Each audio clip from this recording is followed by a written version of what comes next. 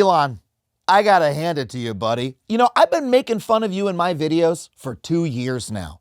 For your dumbass fake robots, your broken ass cars, and the fact that even your own kids don't love you. I called you dumb because you lost billions of dollars buying Twitter. But you know what? I was wrong. You didn't do it for money.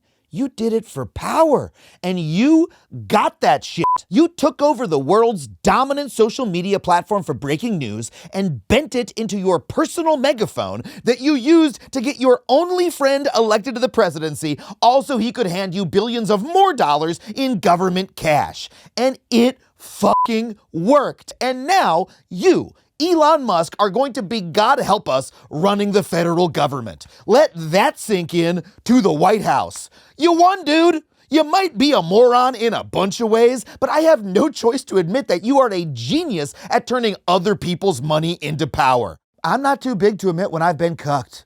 Time for me to lease a Tesla and sign up for a Neuralink implant so you can issue firmware updates directly to my brain. Oh. I just got updated with full self-voting. Now I don't even have to choose a candidate. Elon tells me how best to please him. And it's not just Elon who won last Tuesday. The entire billionaire class is thrilled that one of their own is finally running the show. Jeff Bezos, who recently stopped his newspaper from endorsing Kamala Harris to avoid a perception of bias, immediately dropped that high moral stance to congratulate Big Daddy Trump. AI slop peddler Sam Altman wished Trump huge success. And even Tim Cook, who, you know, always struck me as a relatively decent guy for a tech executive and happens to be one of the only openly gay CEOs in America, joined in on the love fest. I mean, look at that exclamation point. He's so excited for Trump to take his rights away. What we are all about to live under is a government for billionaires by billionaires. In the 48 hours after Trump won, the 10 richest people in the world made a record $64 billion. So of course these guys are kissing Trump's ass. He's shitting gold into their mouths. Trump's literal plan is to hollow out or destroy the government agencies that regulate corporate America and let the billionaires merge, union bust, and scam money out of the pockets of working people like never before.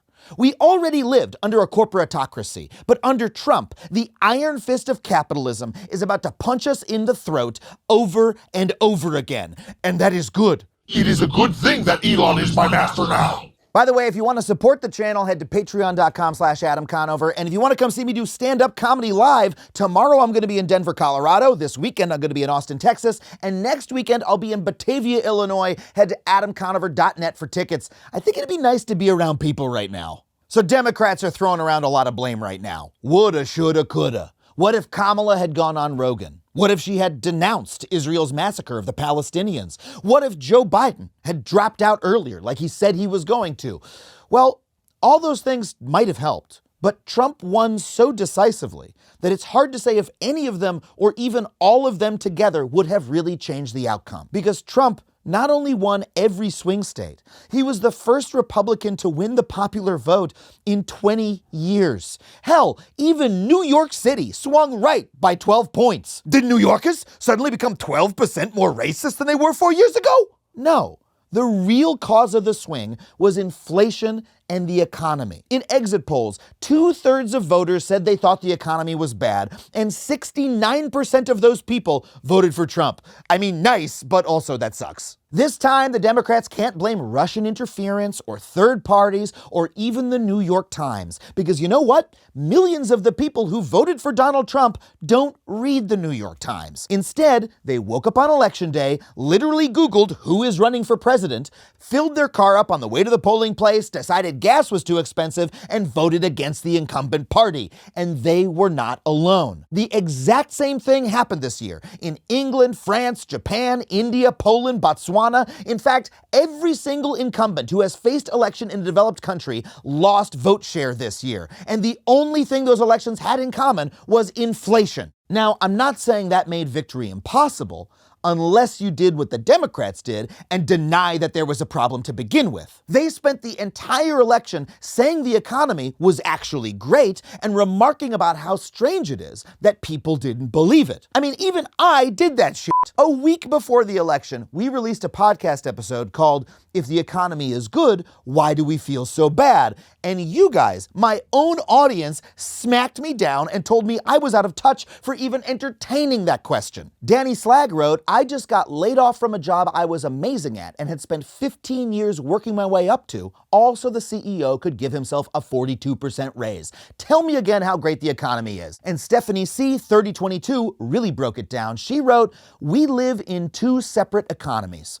One is doing great. That's the one the corporations and billionaires and economists rave about all the numbers being high because their profits and pay have increased exponentially. But the second is the economy of working class Americans who can't afford anything because prices continuously increase." And Stephanie, that is true. Average Americans are getting screwed and they are suffering. And you cannot argue with that by showing them a stat, because suffering is a feeling and feelings are real. Ben Shapiro actually has it backwards. Feelings don't care about your facts.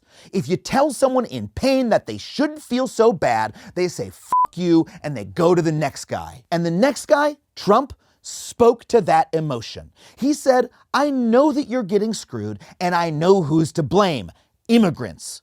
He repeated that over and over and over again. And even though it's false, even though immigrants are not the cause of the suffering by any measure, because he was offering a story and a solution, it stuck. And in return, the Democrats offered no story at all. And I think they could have. They could have said, for instance, yes, you are getting screwed. And you know who's actually to blame? The mega corporations and the billionaires who are jacking up prices and who have fought for 50 years to reduce your wages and take away your labor rights. And you know why I think that could have worked? Because it's fucking true. And it also would have made the public angry at Trump and his billionaire buddies because they're the ones who did that shit. But the Democrats didn't make that argument because that would have pissed off their rich donor base. Instead, they kept whistling past Joe Biden's grave, pointing at the stats, and pretending that everything was gonna be okay. This is the fucking problem with liberals. They're always like, why do the working class vote against their interests? But they never learn the answer to that question because they never ask the working class voters what their interests actually are, because they don't fucking know any. The Democratic Party is supposed to be the party of the working class, but until they actually start listening to the people they seek to represent, they will continue to lose over and over again. And by the way, if you want a first step to getting out of your media bubble, you should check out our sponsor, Ground News. They don't just show you the news, they show you how each story is being covered by the left, the right, and the center. For instance, even today, this story about how Trump's election is the revenge of the working class is barely being covered on the left, and Ground News shows you that. So if you woke up the day after Election Day feeling like you're in a completely different world from other Americans, Ground News can help you get outside of your bubble and make sure you're getting every angle on a story.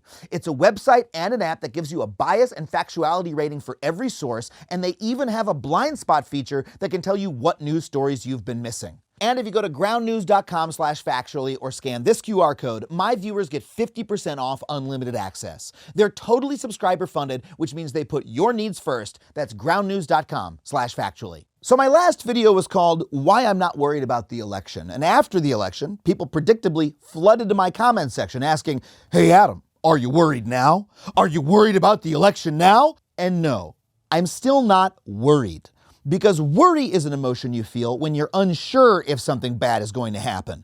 In this case, I know that it is. My industry, Hollywood, is going to be hit with even more pointless and destructive mergers that will put even more friends and family of mine out of work. Lena Khan was fighting to stop them at the FTC, but Donald Trump is going to fire her and end antitrust enforcement in the US, which will let coyote killer David Zaslav free to do more mergers and lay more people off. And you know how I know that? Because he literally said that's what he's going to do. And that is just the tip of the shitberg. Trump says that he's going to deport 20 million immigrants, which is going to hurt and kill millions of people. He's made it very clear that he's going to persecute trans Americans who want nothing more than to live in peace. And plus, RFK Jr. is going to be running the FDA. So I'm pretty sure we're all going to be getting mandatory brain worms. Oh, hey, maybe the brain worms can fight the Neuralink implants. Go, brainworm, go! So no, I'm not worried. What I feel is more like grief. Grief for the America that I hoped for and the America that I've been fighting to bring into being with my own work. But, you know, I've actually had a lot of grief in my personal life this year. And I've learned that the hardest thing about grief is the realization that you just have to wake up every day in your new reality and keep living. There's no fix, there's no pep talk. You just open your eyes and say, oh, fuck, here I am again. And then you got to get up and go to work. And it's brutal. But I've also learned that there's strength in that because you have no choice but to find a way forward. That's just how time works. Look, I'm not going to tell you what to do, but I will tell you what I'm going to do. I'm going to keep working here on this channel. I'm going to keep telling the story of what actually happened to the American economy and who is actually screwing us. Now that Elon and his billionaire buddies are running the show, I think we're going to need a little bit of that. And I'm not going to stop until the implant in my head marches me straight to Elon's re-education camp. And you know what? I'm going to keep telling the story of what happens when we stand together in solidarity and actually look out for one another across race, gender, and class. You know, Trump and Elon want to divide us. They want us to throw immigrants and trans Americans under the bus to placate the worst elements of our society. But if enough of us say no, we're not going to do that. Instead, we're going to actually listen to each other and stand up and protect each other and show that doing so works. Maybe a new politics will start to emerge. And if you look around, there were glimmers of that new politics in last week's election results. Despite the Republicans spending hundreds of millions of dollars on hateful ads that demonize trans people, this year Sarah McBride became the first openly transgender person ever elected to Congress. Voters in 3 different red states passed paid sick leave, and Missouri voters even chose to increase the minimum wage. This proves that as much as the American people can be driven by the economy or inflation, or yes, sometimes even racism and hate, they are also capable of choosing to stand with each other when the option is presented to them. So look, it's going to be a rough couple years.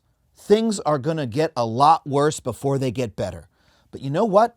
We're going to stand together and support each other because we have no other choice. And because, even though Elon and the billionaires may have won this round, there are still a shitload more of us than there are of them. I love you all, and I'll see you in the next video.